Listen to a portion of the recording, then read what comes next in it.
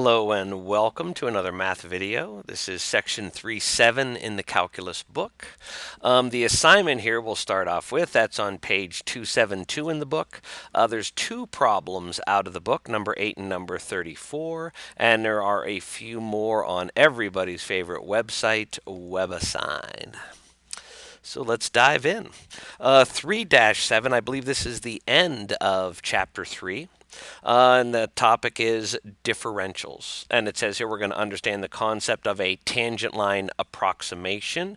We've found tangent lines for a good part of this year. We can use them to approximate things. We will compare the value of the differential dy with the actual change in y, delta y. So here there is a difference between delta y and dy. They're not equal. They're pretty close though.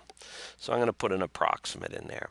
We will estimate a propagated error using these differentials, and we will find the differential of a function using differentiation formulas. That's the easy part of this section.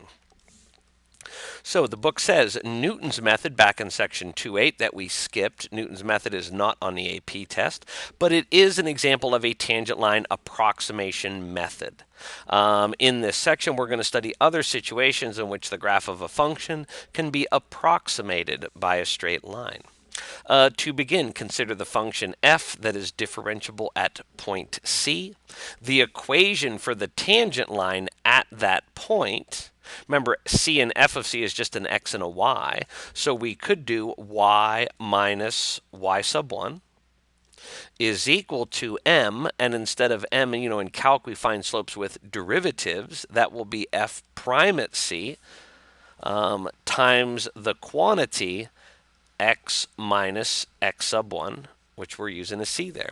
So this is just slope, or excuse me, y minus y sub 1 is equal to slope x minus x sub 1. But instead of x sub 1 and y sub 1, we used c and its output f of c. Slope comes from the derivative. And then, of course, we're just going to add this to both sides to get it onto the other. So here we have y equals f of c plus f prime at c times quantity x minus c. And this is called a tangent line approximation or a linear approximation of function f at point C. Because c is a constant, y is a linear function of x. Moreover, by restricting the values of x sufficiently close to c, the values of y can be used to approximate to any desired degree of accuracy the values of function f. In other words, as x gets close to c, the limit of y is f of c. So let's first look at this from a numerical perspective. It says here, find the tangent line approximation of, and I'm just going to copy this function here as I say it, f of x is equal to 1 plus sine of x at the point 0, 1. So, okay, if they give us a function, the first thing I want to do is derive it. F prime at x, the 1 derives away, sine derives to cos. So we do want a tangent line for our approximation, so we need a slope at the point, so we're going to find f prime at 0, because our point here is 0, 1. So we're going to find the cosine at 0, and the unit circled in my head tells me the cos at 0 is 1. So our slope is 1, m is 1, and we've got this point 0, 1. So let's come up with our tangent line. I'm going to switch to black ink and we'll do it down here. Y minus y sub 1 is equal to m, our slope is 1, times quantity x minus x sub 1. So x minus 0 in the parenthesis. And I'm just going to erase this and come up here. Our tangent line is y equals. We will distribute the 1, so that'll be a 1x, and we'll add 1 to both sides. Y equals x plus 1. So I guess I can get rid of this now. Okay, what I have here in blue is our function f of x. This in black is our tangent line approximation. As long as we stay close to 0, 1, we should get very close outputs. So let's go down to the table. If I put, now over here on the left, notice this is, let me move this over here a little bit. Yeah. So up on top is the original function 1 plus sine x, what I have up here in blue. Below that is y equals x plus 1 or 1 plus x. That is our tangent line approximation. If we put the point in 0, 1, if we put 0 into 1 plus sine x, out pops a 1. And if we put 0 into 1 plus x, also out pops a 1. And that makes sense because that is our point of tangency. So at the point of tangency, we get the exact same output. But let's move away from it. Let's go to 0.01. If we put 0.01 into the original function, my calculator gives me a 1.2000, and then 4 9s and an 8. 9, 9, 9, 9, 8.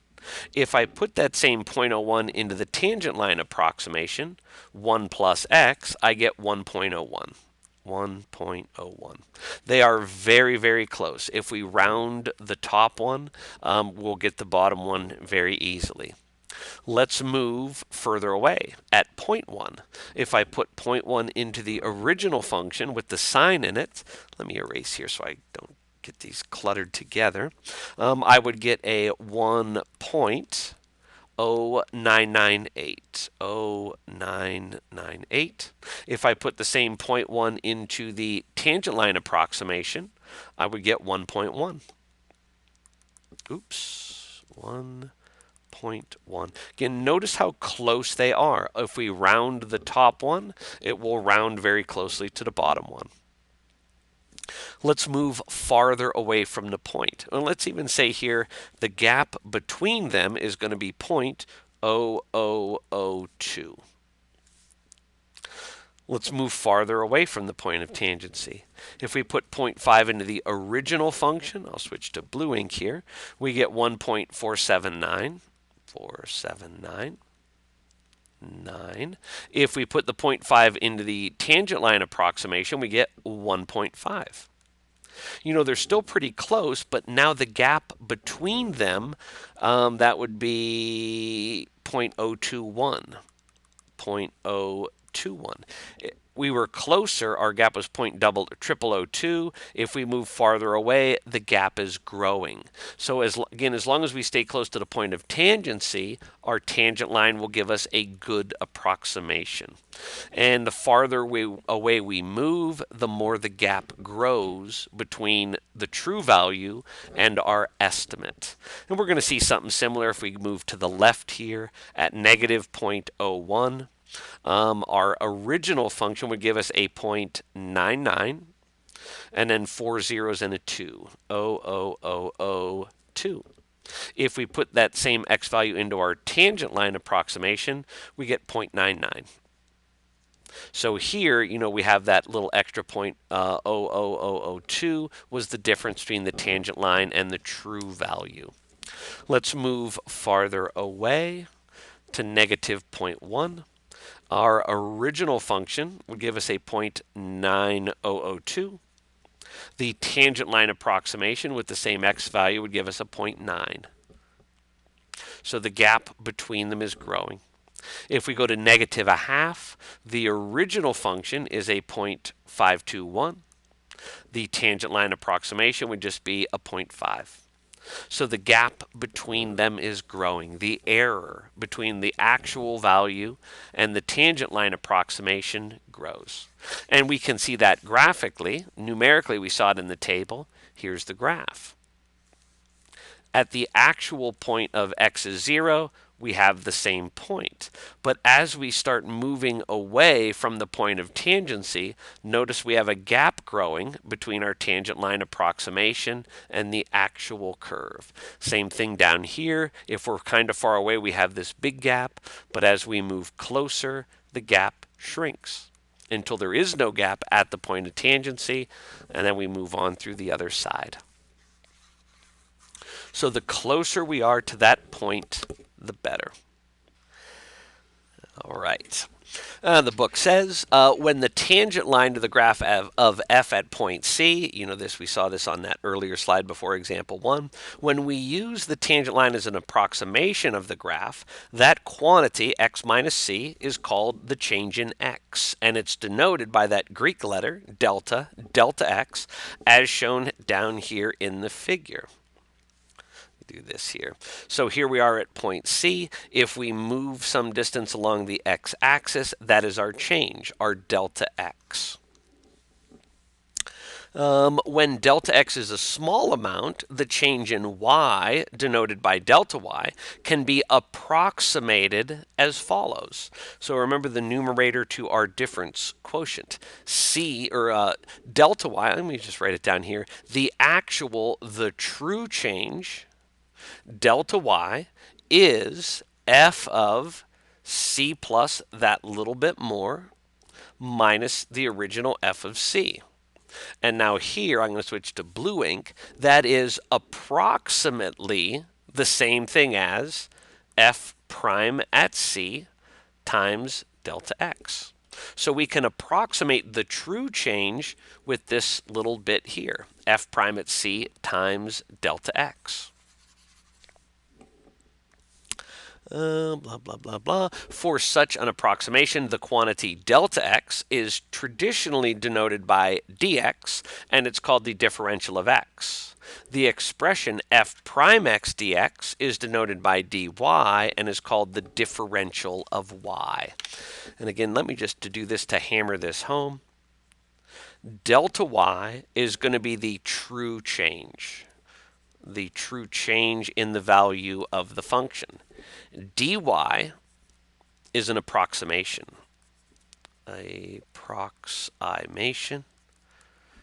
On the other hand, and well, let me put it like this too, dy and delta y are pretty close. Dy is approximately delta y.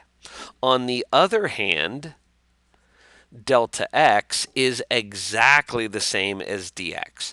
Dx and delta x are interchangeable. They are identical. What we have the discrepancy here is on the y-axis, the difference between the true change and our tangent line approximation. And we'll see that happen here graphically. Well, this graph I'm about to pull up is pretty good. There's a better one coming. So we have the f is the dark black ink curve, and then we have this blue tangent line approximation. So if we go down to the x-axis, here we are at c, we are going to have movement along x. We're going to jump over here to c plus delta x. So we've moved delta x on the x-axis, or again, dx is interchangeable. But look what happens if we start heading up to the function. If we start heading up, we actually hit the tangent line approximation first. So that is going to be our dy. Dy, that is our estimated change in the y variable.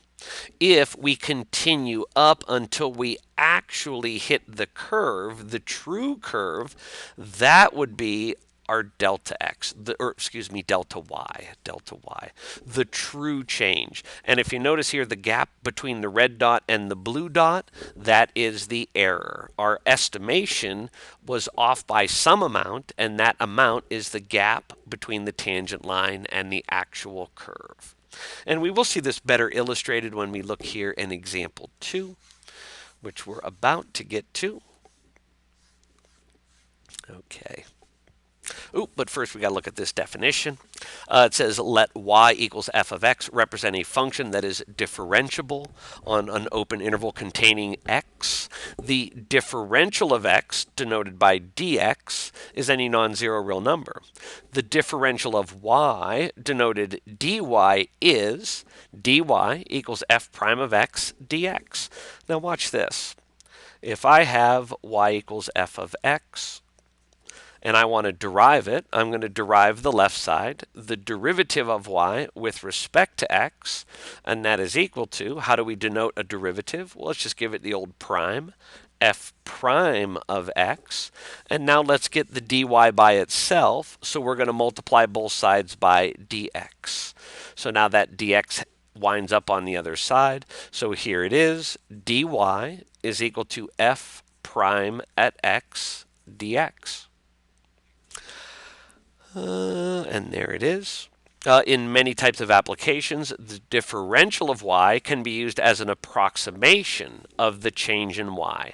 That is, delta y is approximately the same as dy, or delta y is approximately equal to f prime at x times the differential dx. All right, let's see this in an applied setting here. Example 2, comparing dy with delta y. It says let y equal x squared, our friendly old parabola. Find dy when x is 1 and delta x is 0.01. Compare this value with delta y, the true change at x is 1 for delta x equals 0.01. What I like to do, I'm just going to split this right down the middle. And on the left, we're going to do the approximation. And on the right, we're going to do the true, the actual change in the y variable, not just an estimate. CHA. My spelling is terrible. That was supposed to be an N. The true change. All right. Okay, on the left, the approximate, we've got y equals x squared. Let's derive it. Dy dx is going to equal 2x. And then to get the dy by itself, I'm going to multiply both sides by dx. So now my dx is over here. So on the left side, our approximation, we're ready to plug and chug. Dy is what we're looking for. And it said find dy when x is 1. So I'm going to replace this x with a 1. And they also told us that dx is 0.01. 0.01. And if we multiply those together, we get dy is about 0.02. 0.02. Let's go over here now and find our true change, delta y.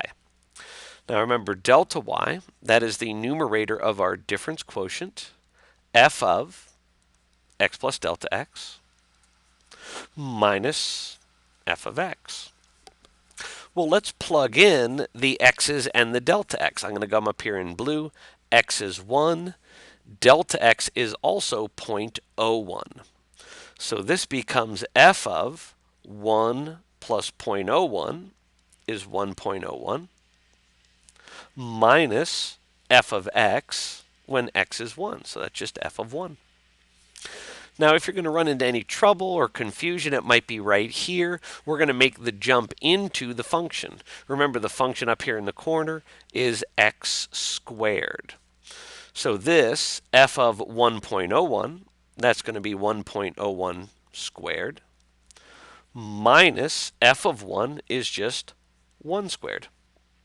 And if we put those in the calculator and push the buttons, we get delta y, the true change, is 0.0201.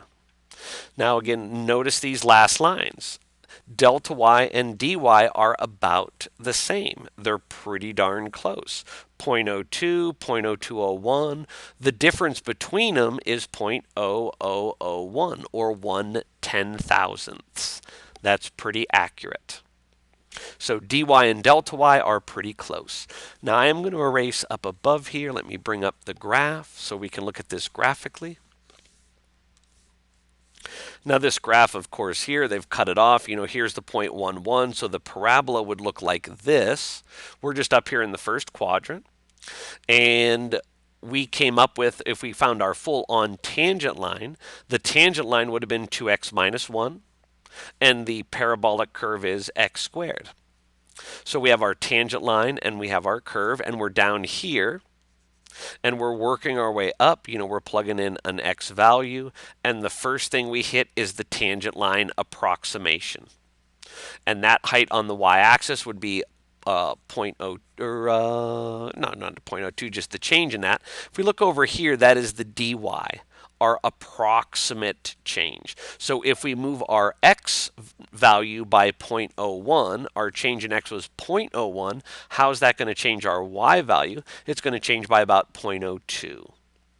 If we ignore the tangent line and continue going up until we actually hit the true value of the function, that over here is our delta y, the true change. So what is the difference between the true change here at the red dot and our estimate here, the blue dot? Well, the gap between them is the difference between dy and delta y.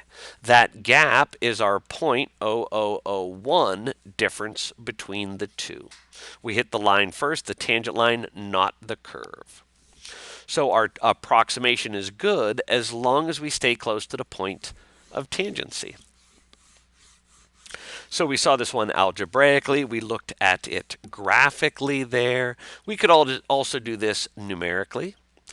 Here is our x squared, the original function. Here is our tangent line 2x minus 1. And let's just plug in a few values here. If we plug 1 into each of those, 1 squared is 1. 2 times 1 minus 1 is also 1. So that would be this point here, the point of tangency. Let's work our way to the right. If we move to 1.01, our real function value would be 1.0201. Our tangent line approximation would be 1.02. Pretty darn close, because we're still close to the point of tangency. If we move a little farther away to 1.1, x squared would give us 1.21. The tangent line approximation would give us a 1.2. So they're close, but not as close as they were here because we're moving away from the point of tangency. At 1.5, our true value is 2.25. Our tangent line would just give us a 2. So that gap is growing. We're now off by a whole 0.25. We'll see something similar as we head to the left. Here at 0.99, our true value would be 0.9801. 9801. Our tangent line approximation would be the 0.98. So we're very, very close. If we move to 0.9, our true value would be 0.9801. Our estimate, excuse me, I messed that up. Back. Our true value would be 0.081. Our approximation would be 0.08, or excuse me, 0.8. I feel, no, that's got to be 0.08. That's got to be a mistake in my notes, 0.08. At a half, our true value would be 0.025. Our tangent line approximation would be 0. So again, pretty close, but the gap grows as we move away from the point of tangency. What's next? Propagated error. All right. Physicists and engineers tend to make liberal use of the approximation dy by delta y. They say those are close enough. One way this occurs in practice is the estimation of errors propagated by a physical measuring device. For example, if we let x represent some measured value of a variable and let x plus delta x represent the exact value, then delta x would be the error in the measurement. Finally, if the measured value x is used to compute another value, f of x, then the difference between those would be propagated error. Like, let's say, we're going to see this coming up in the next example. Let's say we have a three-dimensional sphere, and we have a radius of the sphere. So the r, we might have a little error in the radius. Let's say the radius can have an error of plus and minus 0.01. And what if we use that radius to find the volume of the sphere? Volume is 4/3 pi r cubed.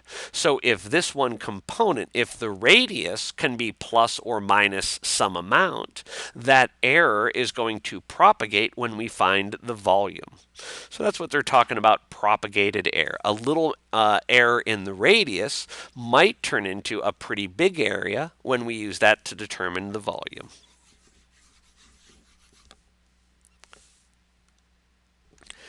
Okay, let's see what this would look like. Down here, this picture was in the book. Well, I photoshopped David's face on there, our buddy from CalcView. He's measuring here with a pair of calipers. He's all concentrated. He's got his tongue sticking out just like when he graphs. Pre-Photoshop, this is what that picture in the book looked like. Okay. So what we got here, the measured radius of a ball bearing is 0.7 inch, as shown in the figure. We got a measuring device here. You know, we spin the dial, we read the numbers on the bevel here, and we can measure the diameter of that ball bearing to very high degree of accuracy. And here they're highlighting the radius. So it says here the measurement is correct within 0.01 of an inch. So we measure with this measuring device, and we want it to be some length. It might be off by 1/100th of an inch, either big or, either big or small. If our radius can be off by 0.01 of an inch, they want us to estimate the propagated error when we use that radius to find the volume of the ball bearing. So here, I guess I can get rid of the picture, and I'm going to move this up here. So we need the volume of a sphere, and I spoiled that in the last slide. Volume is 4/3 pi r cubed. We have our radius. We want it to be 0.7. 0.7 is perfection, but we might be off by 0.01. So the delta r, the change in the radius, might be, I'm going to use plus or minus. It might be a little big, it might be a little small, but it's going to be, it might be big or small by 0.01 of an inch. So they want us to find the propagated error when we take that to the volume. So now watch how easy this is. We're going to come over here and derive the change in the volume with respect to the change in the radius, so dv over dr. At the end, we are going to multiply both sides by dr. So let's derive over here. 4/3 and pi are just constants, so this is just power rule. Bring the exponent down. 3 times 4/3 is 12/3, or 4 pi r to 1 power lower. And now to get our dv alone, the change in volume, our estimate, we're going to multiply both sides by dr. So now the dr hops over on the other side. And it's time to plug and chug. dv, our estimated change in the volume, is going to be 4 times pi times radius. Here's our radius, 0.7. So that's going to be a 0.7 squared. And then this dr is our plus or minus 0.01. Plus minus 0.01. And I would just take out my handy little calculator. Of course, our final answer is going to have the plus or minus in it because our radius can be a little big or a little small. And that means our volume might be a little big or a little small. And if we start punching that in on the calculator, all those decimals and whatnot, we're going to get 0.06158. 0.06158. What would our units be? Well, we're talking volume, so it's going to be cubic something, and our units in the initial setup are inches. Inches cubed. So a little error in the radius. Our radius might be off by 100th of an inch, and that might make a 0.06 cubic inch change in the volume. So now you might have a question, is this a big or small error? Is that error big or is it a small error? Well, if you're working in a machine shop, the ultimate judge of that would be the customer. Could the customer have the volume shift by that much and still have this ball bearing work in the intended product? Another way to look at it is to compare volumes. So to answer the question, is it a big or small error, let's compare dV to V, the change in volume to the overall volume. So what this is going to do is sort of turn this into a percentage. How did our volume change as a percent from the ideal? Now, a slick way to do this, I'm going to use blacking for the numerator. Our dV, I erased it, but we have that. I have it in my notes here. That was 4 pi r squared dr. The volume is 4/3, that's supposed to be a 3, 4/3 pi r cubed. So let's simplify. dV divided by V is, let me switch to red ink, the pi's are going to cancel. The r squared is going to disappear from the numerator, and that's going to knock our denominator r cubed down to r to the first. And then I'm going to bring the 4/3 up and flip it. So that's going to be 12 over 4, or we're going to have a 3 in the numerator.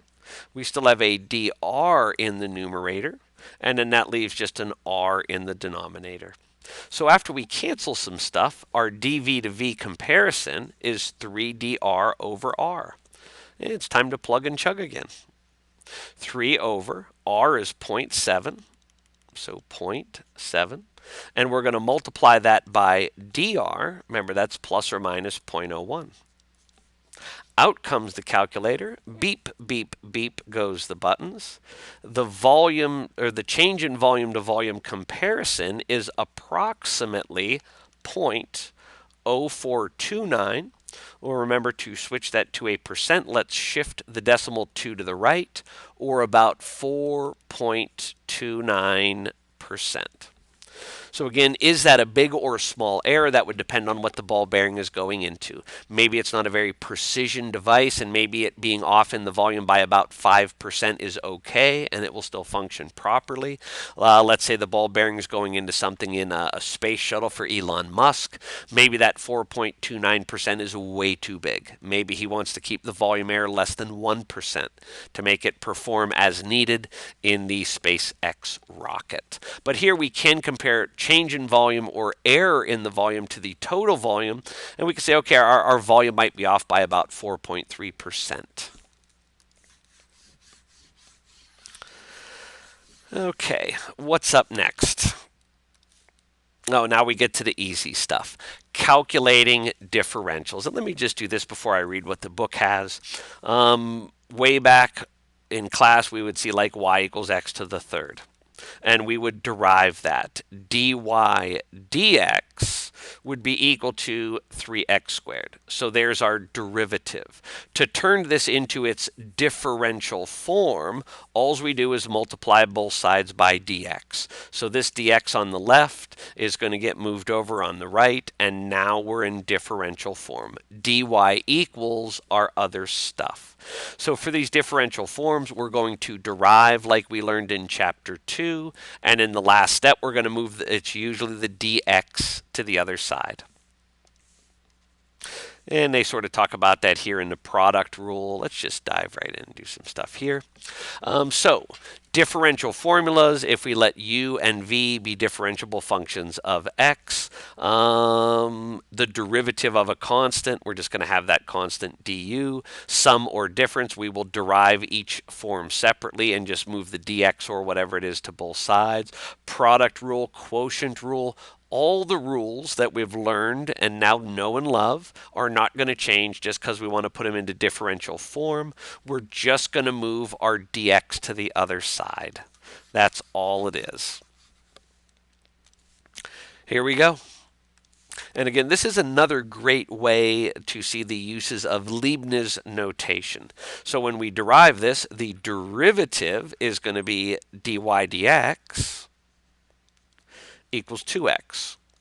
And then to put it into differential form, the dy stays on the left. The differential of y, the approximate change in y, is going to be 2x times dx, the differential of x. So just move the dx to the other side to put it into differential form. This one here is going to be the root of x, or x to the half. So the derivative dy dx is 1/2 x to the negative half, and that will put our radical back downstairs. So 1 over 2 roots of x is our derivative. And now to put it into differential form, we could write it like this: 1 over 2 root x and put the dx off to the side. If you prefer, you could put the dx distinctly in the numerator. As long as it's not down there with the radical distinctly in the denominator, we're good to go. Next up, trig function. Transcendentals, differentials work the same way. Let's derive. dy dx equals, the derivative of 2 sine is 2 cos. All right, and for differential form, dy equals 2 cos of x times dx. And there we go. Now letter D, we got to think back to the good old product rule. We've got an x times an e to the x. Move this up here. So our derivative, dy dx equals, the product rule here I'm underlining in black, we're going to do the first thing, x, times the derivative of the second, e to the x, plus the second thing, e to the x, times the derivative of the first, 1. Now, we are going to move the dx to the other side, but notice we do have a plus here. There are 2 terms. So what we should do is put a set of grouping symbols around it, and when we move the dx over, it applies to both.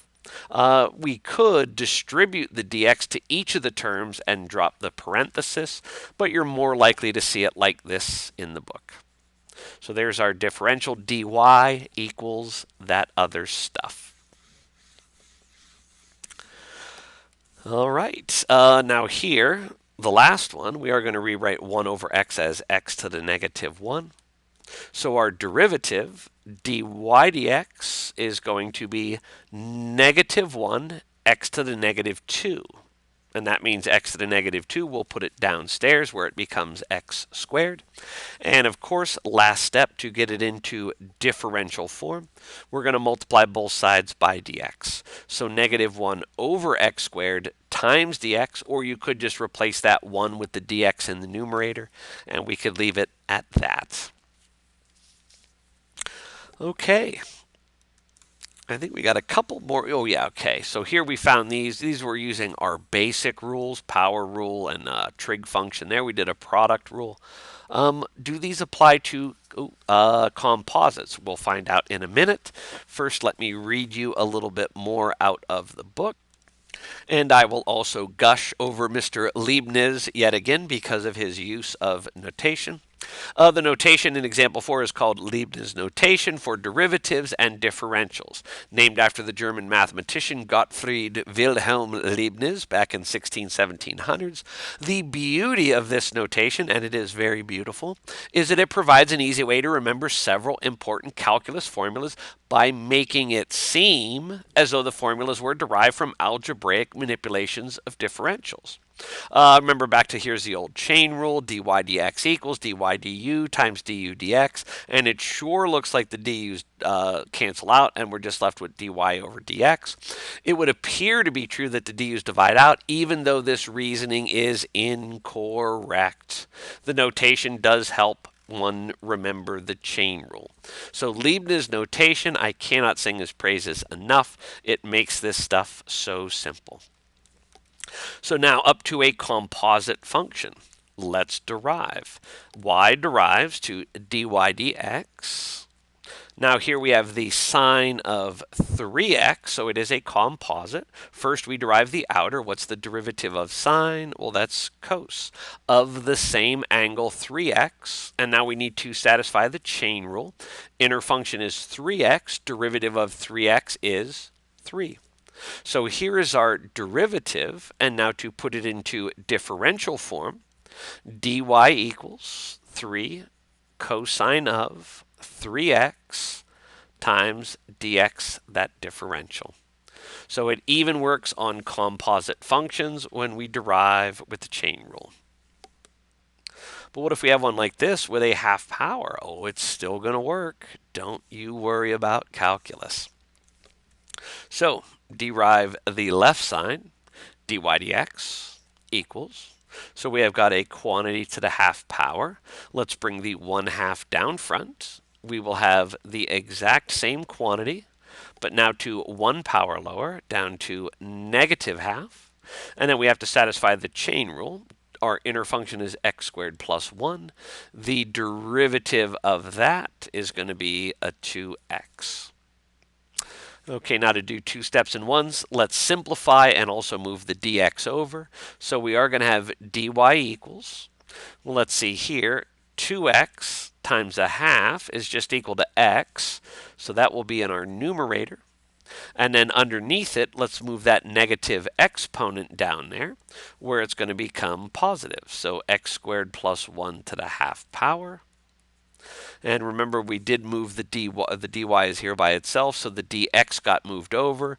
You could put the dx here after the fraction, or if you want, you could put it up there distinctly with the x as long as it's not in the denominator. And there's our differential form of that composite function. Now, differentials can be used to approximate function values. To do this, for the function given by y equals f of x, we would use this. We saw this earlier, that f of x plus f prime at x dx. It's just derived from our approximation. The key, let me get my highlighter out. The key to using this formula is to choose a value of x that makes the calculations easy, as you are about to see in example 7. This example 7, you really got to take it into the context of the birth of calculus before calculators, before even the most basic calculator. Let's say it's the 1700s and we're working on some computations and we need a very good approximation of the square root of 16.5. Now, in modern time, we could just punch that in a calculator and have a very accurate answer to very many decimal places. But again, it's back in the 1700s. We're doing this by candlelight. Let's come up with a good approximation. So, f of x, our function is the square root of something. So I'm just going to make it the root of x. The derivative of that, f prime, is going to be 1/2 x to the negative 1/2, or 1 over 2 root x. So there's our derivative. And of course, we could just move our dx over to the other side. Well, hold on, let's do it like this. I'm going to move this over here. So I got some room to work underneath. Now, because from this last slide, I'm just going to copy this down here. Oh, no, not that one. Hold on. F of x plus delta x. Remember, this would be the true change, is approximately equal to f of x plus f prime at x dx. There we go. Now, the stuff I have written above there in black ink, let's just plug that in there. So the true change is approximately f of x. Let me switch to blue ink. F of x is just the root of x, plus f prime at x, that's our 1 over 2 root of x, times dx. Okay, now I'm going to back up again here. It says here, choose a value of x that makes the computations easy. So up here, let me move this out of the way. The value that we're working on is the root of 16.5. The root of 16.5. We want to break this apart into an x and a delta x. Now keep in mind, whatever we choose for our x value is going to go in here. So what we want to do is choose a perfect square. So if we want to find the value of the root of 16.5, what is the closest perfect square? Well, that would be 16. If x is 16, what does that leave for delta x? Well, that would be the 0.5. Point 0.5. So x is 16, delta x is 0.5. And let me do this. I need a little more room to write. So I'm just going to do this. And then I can move this up to here. So again, we get to choose x and delta x. Once we choose x, delta x is sort of chosen for us. But let's plug those in. The value that we're looking for is approximately the square root of x, or the square root of 16, plus 1 over 2 times the root of 16 times dx. And dx or delta x, they are interchangeable. So that is going to turn into a 0.5.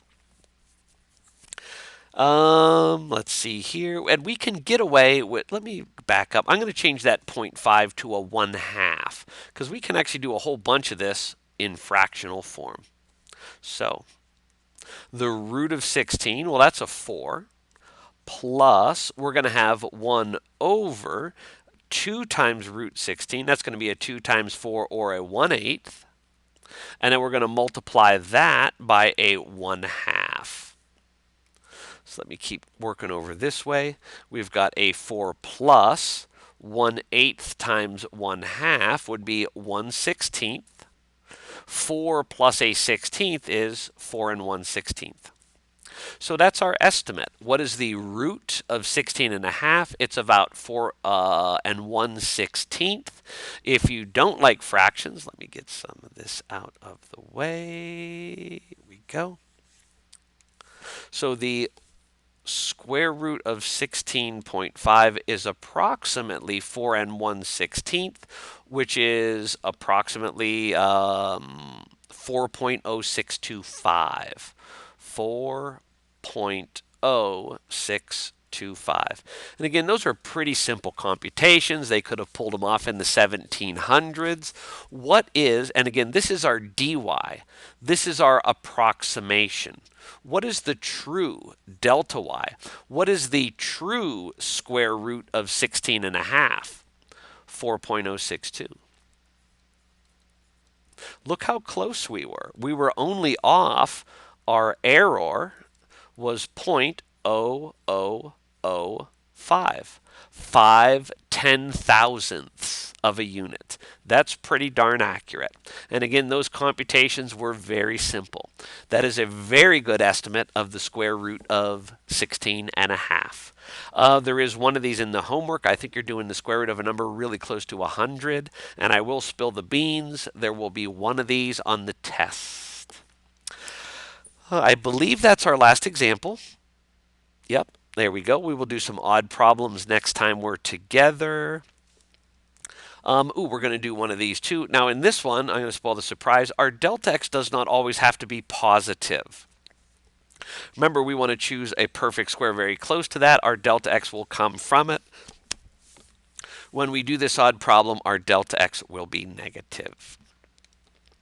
So we're going to stop the video. Ooh, hold on, let me bring up the picture there. Why not graphically? So here is the square root of x graph. Here is our point 16, 4, and here would be the tangent line approximation if we found the full-on tangent line. So as long as we stay close to that point, our estimate is going to be pretty darn good. We could choose a smaller delta x and get an even better estimate.